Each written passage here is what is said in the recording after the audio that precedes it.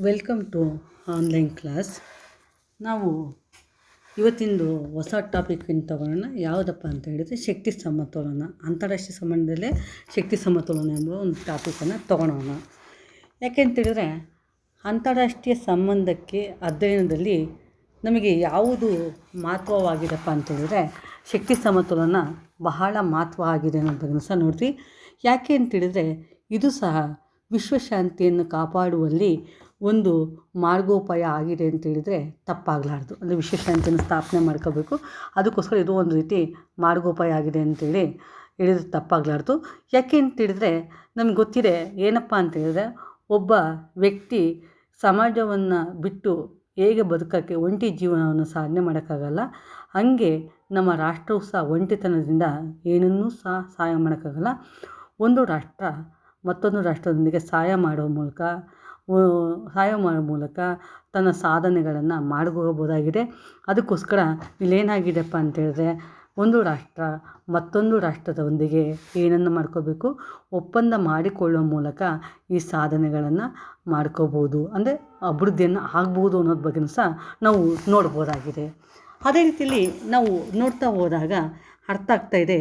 ಯಾಕೆಂದರೆ ಒಂದು ರಾಷ್ಟ್ರ ತನ್ನ ಗುರಿ ಮತ್ತು ಉದ್ದೇಶಗಳನ್ನು ಏನು ಮಾಡಬೇಕು, ಈಡೇರಿಸ್ಕೋಬೇಕು. ಅದಕ್ಕೋಸ್ಕರ ಅದೇನು ಮಾಡಬೇಕಪ್ಪ, ಮತ್ತೊಂದು ರಾಷ್ಟ್ರದ ಸಹಾಯವನ್ನು ಪಡ್ಕೊಳ್ಳೇಬೇಕು ಅನ್ನೋದ್ರ ಬಗ್ಗೆ ಸಹ ನಾವು ನೋಡ್ತಾ ಇದ್ವಿ. ಅದಕ್ಕೆ ಒಂದು ರಾಷ್ಟ್ರದ ಮೇಲೆ ಮತ್ತೊಂದು ರಾಷ್ಟ್ರದ ಏನು ಮಾಡಬೇಕಮ್ಮ, ಪ್ರಭಾವಗಳನ್ನು ಬೀಳ್ಕೋಬೇಕು. ಒಂದು ರಾಷ್ಟ್ರ ಏನು ಮಾಡಬೇಕು, ಮತ್ತೊಂದು ರಾಷ್ಟ್ರದ ಮೇಲೆ ಏನು ಮಾಡಬೇಕು, ಪ್ರಭಾವಗಳನ್ನು ಬೀಳೋಕ್ಕೆ ಪ್ರಯತ್ನಗಳನ್ನು ಮಾಡಬೇಕು ಅನ್ನೋದ್ರ ಬಗ್ಗೆ ಸಹ ನಾವು ನೋಡ್ತೀವಿ. ಅದಕ್ಕೆ ಈಗ ನಾವು ನೋಡ್ತಾ ಹೋದಾಗ ಒಂದು ರಾಷ್ಟ್ರ ತನ್ನ ವಿರೋಧ ರಾಷ್ಟ್ರಗಳ ಮೇಲೆ ಶಕ್ತಿ ಹೆಂಗಾಗಿರಬೇಕು, ಸಮತೋಲನವಾಗಿರಬೇಕು ಅಂತ ನಾವು ಹೇಳ್ತಾ ಇದ್ದೀವಿ. ಒಂದು ರಾಷ್ಟ್ರದ ಶಕ್ತಿ ತನ್ನ ವಿರೋಧ ಇರ್ತದಲ್ಲ, ಶತ್ರು ರಾಷ್ಟ್ರದ ಮೇಲೆ ಅದು ಶಕ್ತಿ ಏನಾಗಿರಬೇಕು, ಸಮತೋಲನವಾಗಿರಬೇಕು ಅನ್ನೋದ್ರ ಬಗ್ಗೆ ಸಹ ನಾವು ನೋಡ್ತಾ ಇದ್ವಿ. ಅದೇ ರೀತಿಲಿ ಇದರ ಅರ್ಥ ಮತ್ತು ಅರ್ಥದ ಬಗ್ಗೆ ನಾವು ತಿಳ್ಕೊಳ್ಳೋಣ. ಇದು ಯಾವ ರೀತಿಯಾಗಿ ಬಂತು, ಹೇಗೆ ಬಂತು ಅನ್ನೋದ್ರ ಬಗ್ಗೆ ನಾವು ತಿಳ್ಕೊಳ್ಳೋಣ. ಅಂದರೆ ನಾವು ಯಾವುದಕ್ಕೆ ಇದನ್ನು ಹೋಲಿಕೆ ಮಾಡ್ತಿದ್ದೀವಿ ಅನ್ನೋದ್ರ ಬಗ್ಗೆಯೂ ಸಹ ನಾವು ತಿಳ್ಕೊತಾ ಹೋಗೋಣ. ಏಕೆಂತೇಳಿದರೆ ಶಕ್ತಿ ಸಮತೋಲನವನ್ನು ಈ ಪರಿಕಲ್ಪನೆಯನ್ನು ನಾವು ಪ್ರಾಚೀನ ಕಾಲದಿಂದಲೂ ಗುರ್ತಾ ಬಂದೀವಿ. ಅಂದರೆ ಈ ಶಕ್ತಿ ಸಮತೋಲನ ಯಾವಾಗ ನಾವು ಗುರ್ತಾ ಬಂದಿದ್ದೀವೋ ಪ್ರಾಚೀನ ಕಾಲದಿಂದಲೂ ಈ ಶಕ್ತಿ ಸಮತೋಲನ ಗುರ್ತಾ ಮಾಡ್ತಾ ಬಂದಿದ್ವಿ. 18 ಮತ್ತು 19ನೇ ಶತಮಾನದಲ್ಲಿ ಇದನ್ನು ಏನು ಮಾಡ್ತಿದ್ದಪ್ಪ ಅಂದರೆ ಯುರೋಪ್ ರಾಷ್ಟ್ರಗಳಲ್ಲಿಯೂ ಸಹ ಇದು ಹೆಚ್ಚಿನ ಜನಪ್ರಿಯ ಆಗಿತ್ತು. ಈ ಶಕ್ತಿ ಸಮತೋಲನ ಎಷ್ಟನೇ ಶತಮಾನದಲ್ಲಮ್ಮ, 18 ಮತ್ತು 19ನೇ ಶತಮಾನದಲ್ಲಿ ಇದು ಹೆಚ್ಚಿನ ಜನಪ್ರಿಯತೆಯನ್ನು ಹೊಂದಿತ್ತು ಅನ್ನೋದ್ರ ಬಗ್ಗೆಯೂ ಸಹ ನಾವು ನೋಡ್ತೀವಿ. 1537ರಲ್ಲಿ ಗುರಿಯಾರ್ಡ್ ಅವರು, ಇಟಲಿ ದೇಶದವರು, ಅವರು ಏನು ಮಾಡಿದ್ರಪ್ಪ ಅಂತೇಳಿದ್ರೆ ತನ್ನ ಒಂದು ಕೃತಿಯನ್ನು ಪ್ರಕಟಣೆ ಮಾಡಿದರು. ಅದು ಯಾವುದಪ್ಪ ಅಂತೇಳಿದ್ರೆ ಹಿಸ್ಟ್ರಿ ಆಫ್ ಇಟಲಿಯಲ್ಲಿ ಅದು ಗ್ರಂಥವನ್ನು ಬರೆದರು. ಆ ಗ್ರಂಥದಲ್ಲಿ ಯಾವ ಅಂಶದ ಬಗ್ಗೆ ಅವ್ರು ಚರ್ಚೆ ಮಾಡಿದ್ರಪ್ಪ ಅಂತೇಳಿದ್ರೆ ಶಕ್ತಿ ಸಮತೋಲನದ ಬಗ್ಗೆ ಅವ್ರು ಚರ್ಚೆಯನ್ನು ಮಾಡಿದರು ಅನ್ನೋದ್ರ ಬಗ್ಗೆಯೂ ಸಹ ನಾವು ನೋಡ್ತಾ ಇದ್ವಿ. ಅದನ್ನು ಬಳಸಿದ್ರು ಅನ್ನೋದ್ರ ಬಗ್ಗೆ ನಾವು ನೋಡ್ತಾ ಇದ್ವಿ. ಅದೇ ರೀತಿಯಲ್ಲಿ ನಾವು ನೋಡ್ತಾ ಹೋದಾಗ ನಮ್ಗೆ ಗೊತ್ತಾಗ್ತಿದೆ, ನಮ್ಮ ರಾಜ್ಯಶಾಸ್ತ್ರಜ್ಞ ಚಿಂತಕರಲ್ಲಿ ಅಂತಾರಾಷ್ಟ್ರೀಯ ಸಂಬಂಧದಲ್ಲಿ ನಾವು ಈ ಶಕ್ತಿ ಸಮತೋಲನವನ್ನು ಯಾಕೆ ನಾವು ಬಳಸ್ತಾ ಬಂದ್ವಿ ಅಂತೇಳಿದರೆ ಶಾಂತಿಯನ್ನು ನಾವು ಕಾಯೋಕ್ಕೋಸ್ಕರ ಈ ಪದವನ್ನು ಬಳಸ್ತಾ ಬಂದಿದ್ವಿ ಅನ್ನೋದ್ರ ಬಗ್ಗೆ ಸಹ ನೋಡ್ತೀವಿ. ಮತ್ತು ಈ ಶಕ್ತಿ ಸಮತೋಲನದಿಂದ ಯುದ್ಧಕ್ಕೆ ಅವಕಾಶ ನೀಡೋಕ್ಕೆ ನಮಗೆ ಏನಾಗಿದೆಪ್ಪ ಅಂತೇಳಿದರೆ ಎರಡೂ ಒಳ್ಳೆ ಇದಾಗಿರಲ್ಲ. ಕೆಲವೊಂದು ಸಂದರ್ಭದಲ್ಲಿ ರಾಷ್ಟ್ರಗಳು ಇದು ಮಾಡಿದಾಗ ನಮಗೆ ಶಕ್ತಿ ಸಮತೋಲನ ನಮಗೆ ಅನುಕೂಲ ಆಗ್ತಿದೆ ಅನ್ನೋದ್ರ ಬಗ್ಗೆ ಸಹ ನಾವು ನೋಡ್ತಾ ಇದ್ವಿ. ಅದೇ ರೀತಿಯಲ್ಲಿ ನಾವು ನೋಡ್ತಾ ಹೋದಾಗ ನಾವು ಶಕ್ತಿ ಸಮತೋಲನ ಅಂದ ತಕ್ಷಣ ನಮ್ಗೆ ಅರ್ಥ ಆಗ್ತಿದೆ, ಒಂದು ಬಲಿಷ್ಠ ರಾಷ್ಟ್ರಗಳು ಏನಾಗಿದೆಪ್ಪ ಅಂತೇಳಿದ್ರೆ ಶಕ್ತಿಯ ವಿರುದ್ಧವಾಗಿ ಮತ್ತೊಂದು ರಾಷ್ಟ್ರದೊಂದಿಗೆ ಶಕ್ತಿಯುತವಾಗಿ ಸರಿಸಮಾನವಾಗಿ ಏನು ಮಾಡಬೇಕಪ್ಪ, ಹೋರಾಟ ಮಾಡುವುದೇ.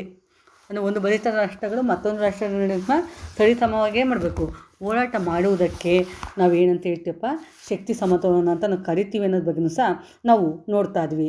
ಹಾಗಾದರೆ ಇದನ್ನು ನಾವು ಯಾವುದಕ್ಕೆ ಹೋಲಿಕೆ ಮಾಡ್ಬೋದು ಅಂತ ನೋಡಿದಾಗ ನಮಗೆ ಅರ್ಥ ಆಗ್ತಿದೆ, ನಾವು ನೋಡ್ಬೋದಾಗಿದೆ. ಅಂದರೆ ಒಂದು ತಕ್ಕಡಿಗೆ ಇದನ್ನು ಹೋಲಿಕೆ ಮಾಡ್ಬೋದಾಗಿದೆ. ಹಿಂಗೆ ತಕ್ಕಡಿಗಳು ಹೆಂಗಿದಾವಪ್ಪ, ಎರಡು ಸಮನಾಗಿದ್ದಾವೆ, ಒಂದಕ್ಕೊಂದು ಹೆಂಗಿದೆ, ಸಮನಾಗಿದ್ದಾವೆ ತಾನೆ.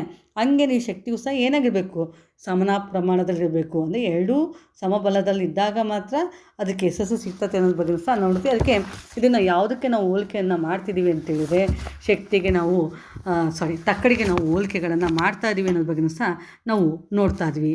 ಇಲ್ಲಿ ಕೆಲವೊಂದು ವ್ಯಾಖ್ಯಾನಗಳನ್ನು ನಾವು ತಿಳ್ಕೊಳ್ಳೋಣ. ಯಾಕೆಂದರೆ ಹೆಂಗೆ ನಾವು ಸಾಮೂಹಿಕ ಅಂತಾರಾಷ್ಟ್ರೀಯ ಸಂಬಂಧದಲ್ಲಾಗಿರ್ಬೋದು, ಸಾಮೂಹಿಕ ಭದ್ರತೆಯಲ್ಲಾಗಿರ್ಬೋದು, ಕೆಲವೊಂದು ವ್ಯಾಖ್ಯಾನಗಳು ಏನಾಗಿಲ್ಲಪ್ಪ ಅಂತೇಳಿದರೆ ಒಂದೇ ಆಗಿಲ್ಲಲ್ಲ, ಇದು ಸಹ ಏನಾಗಿದೆಪ್ಪ ಒಂದೇ ಆಗಿಲ್ಲ ಅನ್ನೋದ್ರ ಬಗ್ಗೆಯೂ ಸಹ ನಾವು ನೋಡ್ತಾ ಇದ್ವಿ. ಯಾಕೆಂದರೆ ಶಕ್ತಿ ಸಮಾನದ ಅರ್ಥ ಮತ್ತು ವಿವಿಧ ಬಗ್ಗೆ ನಾವು ತಿನ್ನೋದ ಮೇಲೆ ತನ್ನದೇ ಆದ ವ್ಯಾಖ್ಯಾನಗಳನ್ನು ನೋಡ್ತಾ ಹೋಗೋಣ.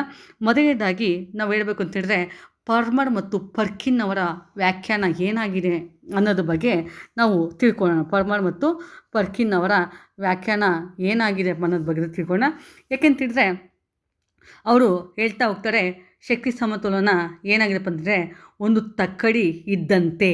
ಅಂದರೆ ತಕ್ಕಡಿ ಇದ್ದಂತೆ ಅಂತೇಳಿದರೆ ತಕ್ಕಡಿಯ 2 ತಟ್ಟೆಗಳು ಅನ್ನೋದ್ರ ಬಗ್ಗೆ ಹೇಳ್ತಾ ಇದ್ದಾರೆ. ಅಂದರೆ ಸಮಾನಾದ ತೂಕವನ್ನು ತೂಗುವಂತೆ ರಾಷ್ಟ್ರಗಳು ಶಕ್ತಿಯನ್ನು ಏನಾಗಿರ್ಬೇಕಮ್ಮ ಸಮನಾಗಿರುವುದೇ ಶಕ್ತಿ ಸಮಾನೋಲನ ಅಂತ ಹೇಳ್ತಾರೆ. ಅಂದರೆ ಒಂದು ತಟ್ಟೆಗಳು 2 ಸಮನಾಗಿರ್ತಾವೋ ಹಂಗೆ ರಾಷ್ಟ್ರದ ಶಕ್ತಿಯೂ ಸಹ ಏನಾಗಿರಬೇಕು, ಸಮನಾಗಿರಬೇಕು ಅನ್ನೋದ್ರ ಬಗ್ಗೆ ಹೇಳ್ತಾ ಹೋಗಿದ್ದಾರೆ. ಅದನ್ನು ನಾವು ಏನಂತ ಹೇಳ್ತೀವಿ, ಶಕ್ತಿ ಸಮತೋಲನ ಅಂತ ನಾವು ಕರಿತೀವಿ ಅನ್ನೋದ್ರ ಬಗ್ಗೆ ಸಹ ನಾವು ನೋಡ್ತಾ ಇದ್ವಿ. ಅದೇ ರೀತಿಲಿ ನೆಕ್ಸ್ಟ್ ಮಾರ್ಗೊಂತವರ ಪ್ರಕಾರ ಏನಾಗಿದೆ ಅನ್ನೋದ್ರ ಬಗ್ಗೆ ನಾವು ನೋಡ್ತಾ ಇದ್ದಾಗ, ರಾಷ್ಟ್ರಗಳ ನಡುವೆ ಏನಾಗಬೇಕು, ಸಮಾನವಾದ ಶಕ್ತಿ ಅಧಿಕಾರ ಏನಾಗಿರಬೇಕು, ಹಂಚಿಕೆ ಆಗಿರುವುದು. ಗೊತ್ತಾ, ರಾಷ್ಟ್ರಗಳ ನಡುವೆ ಸಮಾನವಾದ ಶಕ್ತಿ ಏನಪ್ಪ ಹಂಚಿಕೆ ಆಗಿರುವಂಥ ಶಕ್ತಿಯೇ ಶಕ್ತಿ ಸಮತೋಲನ ಅನ್ನೋದ್ರ ಬಗ್ಗೆಯೂ ಸಹ ನಾವು ಹೇಳ್ತಾ ಇದ್ವಿ.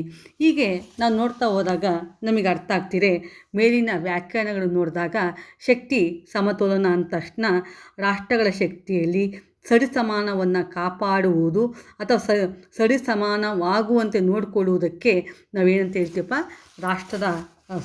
ಶಕ್ತಿ ಸಮತೋಲನ ಅಂತ ನಾವು ಕರಿತೀವಿ ಅನ್ನೋದ್ರ ಬಗ್ಗೆ ಸಹ ನಾವು ನೋಡ್ತಾ ಇದ್ವಿ. ಅಂದರೆ ಒಟ್ಟು 2 ರಾಷ್ಟ್ರಗಳಿಗೆ ಶಕ್ತಿ ಹೆಂಗಿರಬೇಕು ಅನ್ನಂಗಾಯಿತು, ಸಮತೋಲನದಲ್ಲಿ ಇರಬೇಕು ಅನ್ನೋದ್ರ ಬಗ್ಗೆಯೂ ಸಹ ನಮಗೆ ಅರ್ಥ ಆಗ್ತಾ ಇದೆ. ಈಗ ನಮಗೆ ವ್ಯಾಖ್ಯಾನ ನೋಡಿದ್ವಿ, ಅರ್ಥಗಳನ್ನು ಬಗ್ಗೆಯೂ ಸಹ ನಾವು ತಿಳ್ಕೊಂಡ್ವಿ. ಈಗ ಹಾಗಾದರೆ ಅದರ ಉದ್ದೇಶ ಏನಾಗಿದೆ ಅನ್ನೋದ್ರ ಬಗ್ಗೆ ನಾವು ತಿಳ್ಕೊಳ್ಳೋಣ. ಅದರ ಉದ್ದೇಶದ ಬಗ್ಗೆ ನಾವು ತಿಳ್ಕೊಳ್ಳೋಣ ಅನ್ನೋದ್ರ ಬಗ್ಗೆಯೂ ಸಹ ನಾವು ಹೇಳ್ತಾ ಇದ್ದೀವಿ. ಈಗ ಮೊದಲನೇ ಉದ್ದೇಶ ಏನಾಗಿದೆಪ್ಪ ಅಂತಂದರೆ, ವಿಶ್ವ ರಾಜಕಾರಣದಲ್ಲಿ ಸಮತೋಲನವನ್ನು ಕಾಪಾಡಿಕೊಳ್ಳುವುದು. ಅಂದರೆ ವಿಶ್ವ ರಾಜಕಾರಣದಲ್ಲಿ ಏನನ್ನು ಕಾಪಾಡ್ಕೊಳ್ಬೇಕಮ್ಮ, ಸಮತೋಲನವನ್ನು ಕಾಪಾಡ್ಕೋಬೇಕು ಅನ್ನೋದ್ರ ಬಗ್ಗೆಯೂ ಸಹ ಹೇಳ್ತಾ ಇದ್ವಿ.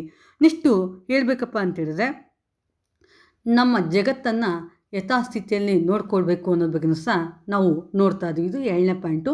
3ನೇ ಪಾಯಿಂಟ್ ಏನಪ್ಪ ಅಂತೇಳಿದ್ರೆ, ರಾಷ್ಟ್ರದ ಸ್ವಾತಂತ್ರ್ಯವನ್ನು ಏನು ಮಾಡಬೇಕು, ರಕ್ಷಣೆಗಳನ್ನು ಮಾಡಬೇಕು. ಅಂದರೆ ನಮ್ಮ ಸ್ವಾತಂತ್ರ್ಯಕ್ಕೆ ಯಾವುದೇ ರೀತಿ ಧಕ್ಕೆ ಬರಬಾರ್ದು, ಬೇರೆಯವರು ಏನು ಮಾಡಬಾರ್ದು, ಆಕ್ರಮಣವನ್ನು ಮಾಡಬಾರ್ದು. ಆ ತಡೆಗಟ್ಟಿ ನಮ್ಮ ರಾಷ್ಟ್ರವನ್ನು ಸ್ವಾತಂತ್ರ್ಯಕ್ಕೆ ಧಕ್ಕೆ ಬರದಂಗೆ ರಕ್ಷಣೆಗಳನ್ನು ಮಾಡಬೇಕು ಅನ್ನೋದ್ರ ಬಗ್ಗೆಯೂ ಸಹ ನಾವು ನೋಡ್ತಾ ಇದ್ವಿ. 4ನೇದು ಏನಪ್ಪ ಅಂತೇಳಿದ್ರೆ, ವಿದೇಶಾಂಗ ನೀತಿಯ ಮೇಲೆ ಪ್ರಭಾವ. ಅಂದರೆ ವಿದೇಶಾಂಗ ನೀತಿಯ ಮೇಲೆ ಇದು ಪ್ರಭಾವ ಬೀರಬೇಕು. 5ನೇ ಪಾಯಿಂಟ್ ಏನಪ್ಪ ಅಂತೇಳಿದ್ರೆ, ರಾಷ್ಟ್ರ ನಡುವಿನ ಸಂಬಂಧವನ್ನು ಏನಪ್ಪ ನಿಯಂತ್ರಣವನ್ನು ಮಾಡಬೇಕು. ಅಂದರೆ ತನ್ನ ವ್ಯಾಪ್ತಿಯಲ್ಲೇ, ತನ್ನ ಗಡಿಯಲ್ಲೇ ಅದು ಏನು ಮಾಡಬೇಕಮ್ಮ, ತೊಂದರೆ ಆಗದ ರೀತಿಯಲ್ಲಿ ಎಲ್ಲವೂ ರೀತಿಯಾದ ವ್ಯವಸ್ಥಿತವಾದ ಒಂದು ಕ್ರಮಗಳನ್ನು ತಗೋಬೇಕು. ಇವು ಉದ್ದೇಶಗಳಾಗಿದೆ. ಇಷ್ಟು ರಾಷ್ಟ್ರೀಯ ಶಕ್ತಿ ಸಮತೋಲನದ ಲಕ್ಷಣಗಳು. ಅಂದರೆ ಇದೇನಾಗಿದೆಪ್ಪ ಅಂತೇಳಿದ್ರೆ, ಈ ಶಕ್ತಿ ಸಮತೋಲನವಾಗಿದೆ. ಅಂದರೆ ನಾನು ಹೇಳಿದೆ ಆಗ ತಕ್ಕಡಿ ಇದ್ದಂತೆ 2 ತಕ್ಕಡಿಗಳ ತಟ್ಟೆಗಳಿಗೆ ನಾವು ಹೋಲಿಕೆಗಳನ್ನು ಮಾಡಿಕೊಂಡ್ವಿ. ಅಂದರೆ 2 ರಾಷ್ಟ್ರಗಳ ನಡುವೆ ಸಮಬಲ ಇರಬೇಕು ಅನ್ನೋ ಬಗ್ಗೆ ಸಹ ನೋಡ್ತೀವಿ. ಮತ್ತು ಇದು ತಾತ್ಕಾಲಿಕವಾದದ್ದು, ಅಂದರೆ ಇದು ಶಾಶ್ವತವಾಗಿರೋಕ್ಕೆ ಸಾಧ್ಯನೇ ಇಲ್ಲ. ಮತ್ತು ಹಸ್ತಕ್ಷೇಪ, ಅಂದರೆ ಯಾರೂ ಸಹ ಇಲ್ಲಿ ಹಸ್ತಕ್ಷೇಪ ಮಾಡೋಂಗಿಲ್ಲ ಅನ್ನೋದ್ರ ಬಗ್ಗೆಯೂ ಸಹ ನಾವು ನೋಡ್ತಾ ಇದ್ವಿ. ಅಂದರೆ ಹಸ್ತಕ್ಷೇಪ ಮಾಡ್ಬೋದು ಅನ್ನೋದ್ರ ಬಗ್ಗೆಯೂ ಸಹ ನಾವು ನೋಡ್ತಾ ಇದ್ವಿ.